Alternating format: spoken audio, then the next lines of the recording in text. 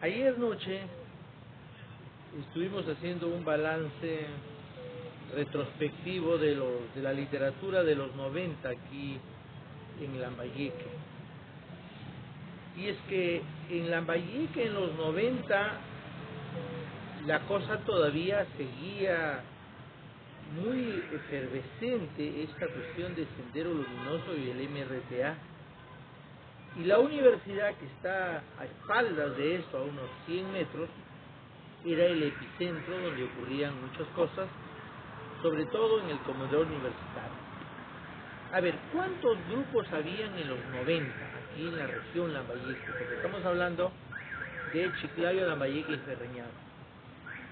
Indudablemente Chiclayo es el lugar donde se concentra la mayor cantidad de gente, por la misma población, por el mayor desarrollo, el mayor movimiento. Siempre Lambayeque ha estado, Chiclayo ha estado en primer lugar y Lambayeque en segundo lugar, y más retrasado y casi, vamos a decir, ostrazados, Ferreñafe. Hasta ahora la gente de Ferreñafe se sigue manteniendo en un espacio, diría yo, casi cerrado. En los eventos que ocurren normalmente entre Chiclayo y Lambayeque, Ferreñafe es el más ausente. Son muy renuentes a venir. Hay muchas cosas porque tiene que ver mucho con la ocupación laboral, tiene que ver mucho con sentirse bien cada vez que va uno a un recital, a la presentación de un libro. Vamos a decir que hay que ir a buscarlos. Ellos no buscan los espacios, hay que buscarlos. Y claro, tiene una propia tribuna que lo hacen a través de la Municipalidad Provincial de Ferreñafe. Cada vez que hay aniversario, presentación de un libro, un recital, pero la cosa no va más allá.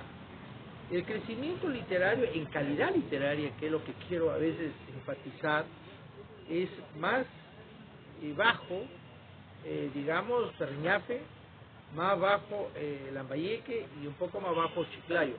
Y digo más bajo porque en realidad la literatura de provincias todavía es una literatura empírica, improvisada, es una literatura que no ha logrado profesionalizarse. Muchos de la gente que escribe aquí en la región Lambayeque no exactamente se han especializado, han seguido la parte tallerística o son de profundas y profusas lecturas. De eso creo que soy consciente porque eso se nota. En un minuto que hables con una persona te das cuenta el nivel cultural, el nivel de lecturas, el nivel de conocimiento y actualidad que tiene. Bueno, ¿qué pasaba en los 90? En los 90 los grupos predominantes eran Ubicos Malitos, Argos, Arboleda, que eran los que tenían mayor presencia entre Chiclayo y Lambayeque.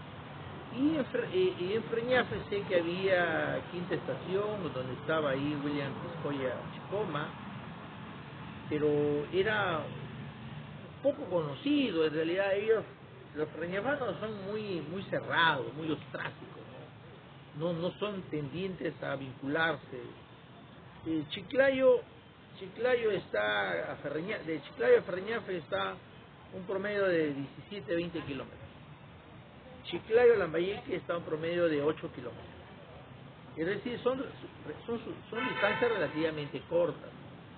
Sin embargo, es más fácil que los lambayecanos, que son un promedio de una veintena ahora que vivimos acá, somos más propensos y caseritos casi ir a Chiclayo, donde se concentran las actividades, porque ahí hay más espacio, hay más gente a la que convocar.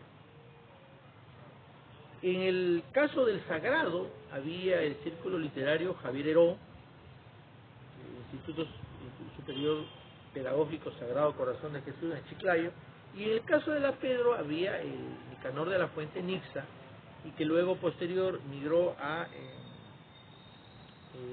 otro escritor, digamos, nacional,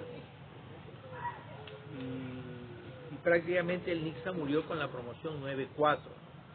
Entonces se produce un cambio, una sucesión, digamos, no necesariamente seguida, sino murió Nixa y nació Luis Hernán Ramírez. Y sobre la base de eso, bueno, allí los que jugaron un papel de mantenerlo y continuarlo, pues como asesor Milton Manayá y Tafur, pero luego después solamente se quedó a nivel interior, a nivel de la puerta de la universidad, y tratando de jalar gente que estaba fuera de ello, porque en realidad la universidad no tiene mucha movida literaria.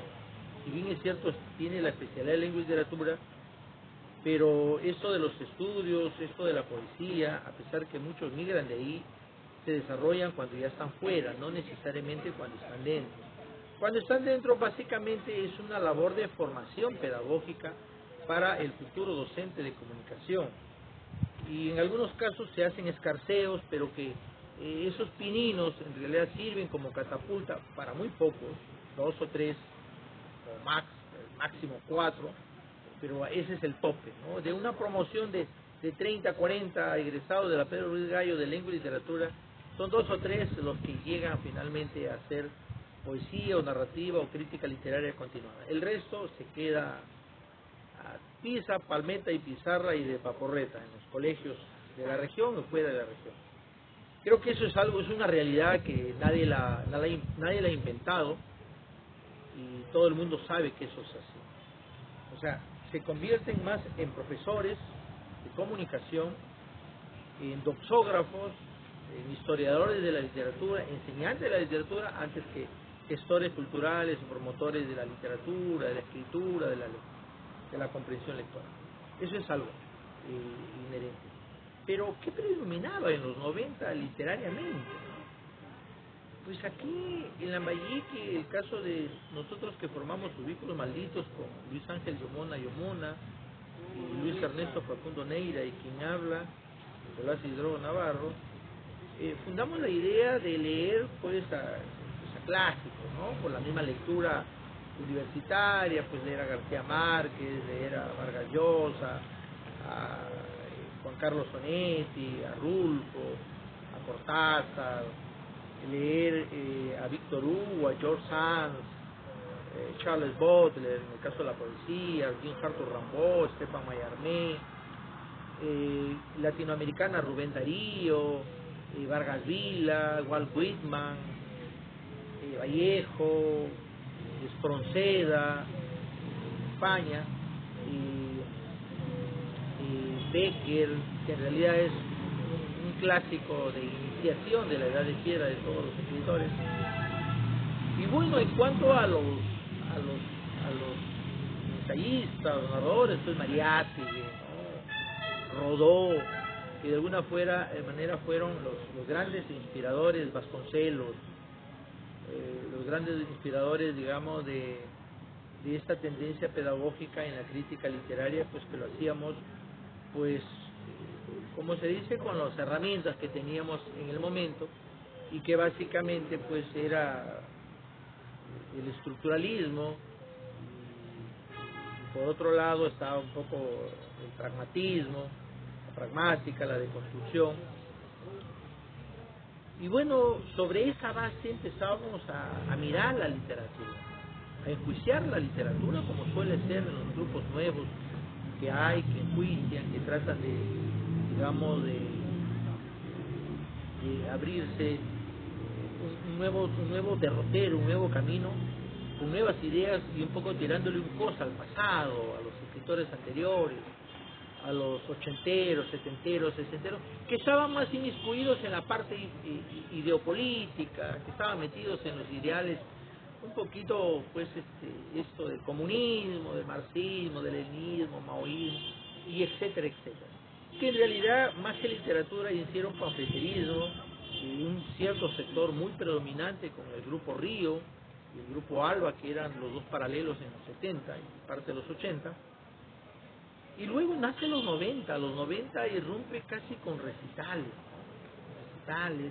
gente que es jóvenes que tenían los fines de semana, en el caso de Arboleda, como pretexto reunirse en la casa de Stalin para hacer vida literaria, o diría hacer vida juerguera, no más que literaria, porque en realidad se hablaba de todo, pero el pretexto, lo de que el telón de fondo estaba todo el trago, y era un poco hacer catarsis, hacer todo. En el caso de Ubicos Malditos era diferente porque nos concentramos aquí en el comedor universitario, en las aulas, a hacer plaquetas, a hacer periódicos murales, a publicar cosas allí, a hablar un poquito de las nuevas cosas, de las pocas cosas que llegaban en realidad, porque las bibliotecas estaban prácticamente desactualizadas, no había internet, no había WhatsApp, no había nada en los 90 de eso, todo era plaqueta, todo eran libros en físico, había que ir a la biblioteca, quedarse ahí un par de horas, 3 horas, 4 horas, salíamos de receso, o salíamos en todo caso porque 1 hora puente, 2 horas puente, en realidad ahí agotábamos el tiempo en la biblioteca que estaba, donde estaba yo, el auditorio Francisco Aguinaga Castro. Eso era lo que pasaba aquí, obviamente, y había el Círculo Nixa, que tenía más un carácter académico, un carácter de capacitación, un carácter de viajes pues a los distintos lugares, a Cajamarca, a Piura, a Tumbes, a Lima, donde pues participamos, ¿no? Fui el segundo y el último presidente de Nixa, indudablemente, y quedó la posta pues para Luis Hernán Ramírez, que pues que yo sepa continúa con cada promoción que va, como que se van dando la posta, ¿no? En realidad, aunque de literario tiene muy poco, tiene más de lingüístico, porque es un poco de estudio, de análisis, como parte de los cursos, como requisito indispensable para hacer una aprobación del curso. Y en el caso de Chiclayo, pues estaba Argos y Arboleda, ¿no? que en realidad era una mixtura, eran los mismos de Argos, los mismos de Arboleda, era una mixtura, tenían los mismos caracteres, la diferencia estaba que Argos, que lo tenía a cargo Joaquín Guamán, Argos estaba muy vinculado a lo que era la parte, digamos, lunderista, ¿no? Todos los que habían ganado, incluyéndome, Lundero, estaban prácticamente invitados a Argos. Y ahí pues nos reunimos en la Casa de la Cultura, en el segundo piso, donde era una biblioteca, y todavía sigue ahí la mesa grande, con los libros, donde en algún momento Joaquín Guamán tomó la dirección de la biblioteca. Ahí eran las concentraciones los fines de semana para hablar sobre qué novedades de concurso, de los colegios, de los institutos, de las universidades, de la propia municipalidad, de los que había, ¿no? Dentro del contexto de la región Lambayeque. Y bueno, ahí nos dateamos, ¿no es cierto? ¿Qué concursos hay? ¿Quiénes van a ser jurados? Normalmente jurados, pues siempre Caserito era, pues, el finado don Alfredo José Delgado Bravo, ¿no? Era básicamente el consabido, ¿no? Jurado, Carlos Bancayán Yontog, por otro lado, Estuardo de esa Saldaña, eran básicamente ellos los jurados calificadores en los 90, ¿no? Los textos tanto narrativos, ensayísticos como líricos. Y bueno, ahí nos reunió pues casi unos 10, 12 personas que yo recuerdo en ese tiempo. Estaba ahí el plagiador Carlos Alberto Cachay Flores, que terminó finalmente siendo una sorpresa. Pues estaba Luis Ernesto Sumarán, Ernesto Benigno Sumarán, Noblecilla, García Rivas, estaba Freddy Cabanillas en ese tiempo, Franco Ñáñez, estaba pues por ahí Carlos Becerra Popuche, Stanley Vega, ¿no? Que nos reuníamos y en realidad en algún momento eran Argos y en otros momentos eran Arboleda, ¿no? En realidad por ahí, pues de las mujeres muy pocas, pues Ana Miranda, que era la única que estaba por ahí perifoneando, ¿no? En Arboleda. Y bueno, pues de ahí estaba ahí también llegaba Facundo Neira y Luis Yomona, ¿no? O sea, en realidad la relación que había a veces de amor-odio entre Argos, Ubicos Malditos y Arboleda era que pues nos reunimos para poder hacer un recital y convidarnos a... Pues sí, el recital era la base, ¿no? De todo, el recital era todo, no había otra cosa más que el recital. Entonces sobre esta base creo que logramos construir una imagen y una identidad, pero en algunos casos negativa, porque creo que han habido 2 hasta 3 cosas que malograron, afearon esta idea, digamos, de la literatura de los 90. Por un lado el trago era en la plazuela, en la periferia de la DDC, en la casa de Becerra, en la casa de Tal, eran los antros, ¿no? Y en el Calzoncillo, ¿no? La calle del Calzoncillo, donde la gente se iba a tirar sus bolones, donde la gente se reunía exhibicionistamente. Creo que eso fue lo malo, ¿no? Y en algunos casos las estoneadas, ¿no? Que nosotros sabemos exactamente en qué casas y qué personas se pegaban sus estoneadas en los 90. Eso creo que fue un poco lo que afeó y dio, creo que, una mala imagen, ¿no es cierto?, del poeta maldito, desordenado, del poeta irreverente, malcriado, atrevido, soez, a veces hasta lumpenesco, ¿no?, que dio vida. Bueno, en esos tiempos, paralelamente, aunque no en estos grupos, también funcionaba el caso de Luis Hinojosa Valera, que además era un difusor, ¿no? Alguien que vendía sus plaquetas, que se ganaba la vida, junto con Roger Torres Velázquez y este profesor Luis Felipe Arce Torres, ¿no? Que en realidad estaban al margen de los grupos, pero indudablemente estaban al tanto de lo que hacían y difundían parte de la obra. Pues en ese tiempo también funcionaba paralelamente la PLIS, ¿no?, que es la Asociación Peruana de Literatura Infantil, con el fallecido ya profesor Enrique Solano, ¿no? Enrique Solano jugó un papel importante porque junto a Pepe Vargas hacían aquí la vida literaria, que la traían a veces Pepe Vargas desde Lima para acá y Enrique Solano con La Gota la difundía de manera internacional. Creo que los 90 era el momento, digamos, de más auge que ha tenido la PLI. Y luego la PLI ha ido decayendo, ha ido devaluándose, a pesar de que hay gente, en realidad en calidad y en producción pues ha caído mucho. Los 90 creo que fue la edad de oro de la PLI en toda su trayectoria de vida, ¿no?, casi 40 años. Las universidades, en realidad, que había muy pocas en ese tiempo, la segunda universidad, en ese tiempo lo que hoy es Universidad Católica, digamos, era Instituto Superior Pedagógico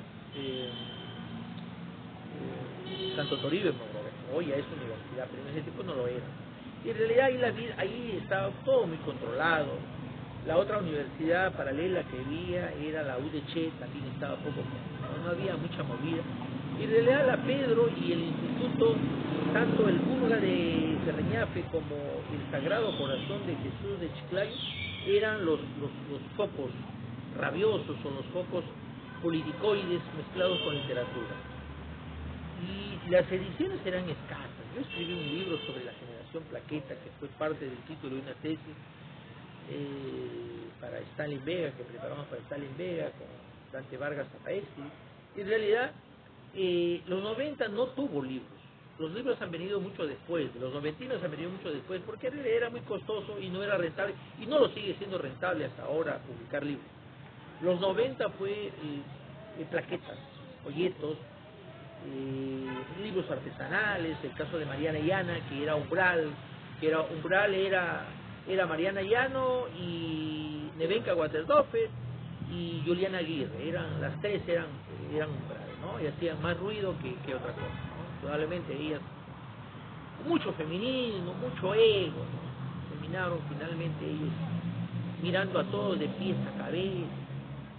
Bueno, murió Mariana y se desinfló todo Umbral, pero ya Umbral se había desinflado desde antes que Mariana se fuera a España y luego retornara a morir acá a Chiclayo. Umbral era el otro grupo que se mantenía. Ya no existía ADEL, Asociación de Escritores Lambayecanos, ya no existía el grupo Río, el grupo Alba, ya no existían, en realidad existían algunas personas, el caso de Carlos Ramírez Soto, existía Bancayán, que fueron del grupo Alba, Zorrilla, Néstor Tenorio, que fue de ADEL, ya no existían, en los 90 ya ellos ya no operaban casi, ya, menos en los 2000 ya dejaron de existir. Es decir, ADEL, el grupo Alba, el grupo Río, dejaron de existir totalmente, de manera estructural y funcional. Se quedaron algunos rezagos, pero ADEL, Alba y el Río murieron casi en los 80. Entonces no podemos meterlos ya en los 90, a pesar de que había gente sobreviviendo, ¿no? varios de ellos, pero desarticuladamente, es decir, ya caminaban por la libre, sobre todo Carlos Ramírez Soto, que obviamente siempre llevó la portada, la posta de Adele, ¿no? Y siempre él decía que él era Adele, Adele, Adele, pero en realidad ya no había, porque cuando hay un grupo hablamos de una concertación de varias personas, de un pensamiento. Y quiero decir también que en realidad los grupos que hoy prácticamente pues ya no existen como tal, sino como individuales, en el caso de Arboleda ya no existe. Arboleda es Stalin B, ubico los malditos Nicolás Hidro, ¿no? Y que luego transforma en conglomerado cultural en 2004. Y los otros grupos que aparecen ya posterior a los 90 son grupos, bueno, Aplix tuvo aquí una cosa muy accidentada, porque en algún momento Javier Villegas tuvo eso muerto, ¿no? Tenía la presidencia, que la ceden así, entre tragos y con pero ya tú me agarras la presidencia y no hay elección, no hay nada, ¿no? O sea, en realidad solamente Aplix se activaba cada vez que había en los meses más o menos de octubre y noviembre, habían eventos, encuentros en algún lugar del Perú, se activaba. Y igual ocurre ahora, en realidad hay muy pocas reuniones, hay muy pocas cosas, digamos, de Aplix, ¿no? Aplix tiene un nombre, tiene una oficialidad, pero no tiene una funcionalidad. Es decir, tiene, vamos a decir que tiene legalidad, pero poca funcionalidad. ¿Por qué? Porque en realidad, si bien es cierto, la literatura infantil es la que más se vende, pero en realidad en el Perú estamos en un país que no tiene dentro de su menú presupuestario la familia comprar libros. Tiene su menú para comprar un PlayStation, un internet, instalarte cable, comprar un kit, digamos, para ver partidos. Tienes presupuesto para todo, menos para comprar libros. No hay cultura de libros. Y eso ha hecho que también aquí las ediciones, en realidad, aparte de ser ediciones básicas, locales, ser ediciones artesanales en muchos casos, sea porque no hay mercado. Ese mercado inexistente es porque justamente la literatura no tiene este carácter, ¿no? De un mercado abierto. Bueno, eso en los 90.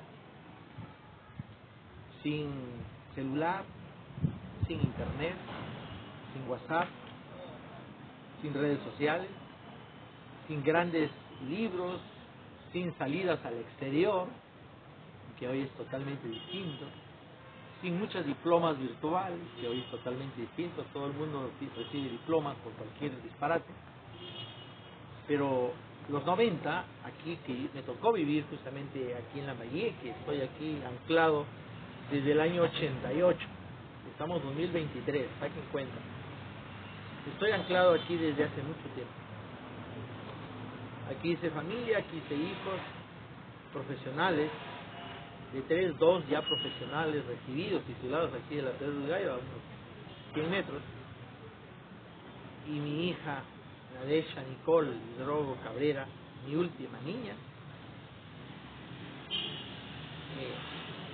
a doble mérito, a doble orgullo, 2 becas, una internacional y una nacional, del cual me siento henchido, orgulloso, que mi hija vaya fuera del Perú, llevando el estandarte del Perú, llevando el estandarte del intelecto, de la persona que fue capaz de remontar todas las vicisitudes que puede tener un adolescente. He tenido la fortuna de que 2 de mis hijas hayan sido alcaldesas de la institución educativa Juan Farín García. Mis hijos no estudiaron en particular, pero se llevaron la gloria porque fueron brigadier general los 2. Soy muy orgulloso. En los 90 nunca tuve un gato, pero a partir del 2016 mi hija Yomara me regaló la noble dicha de tener gato. He recogido y hemos recogido toda la familia de las calles abandonados, de cajas de basura ya botados, unos 50 gatos. Se nos ha muerto más de la mitad y más de la mitad nos han envenenado. Hoy solo tengo 3 gatos. Lloro a mis gatos porque son los animales más cariñosos, que piden más cariño y dan cariño. Soy un defensor acérrimo de los gatos. Soy alguien que llora por los gatos, sufre por los gatos, y me siento feliz ser uno más de ellos, porque la poesía y el poeta es eso, un ser solitario, a veces abandonado en alguna cochera o casa vieja. Si alguien me pide definirme, soy ese guerrero impertérrito, impávido y belicoso hasta morir, kamikaze, suicida, un ronin. Pero cuando se trata de animales, me quiebro totalmente.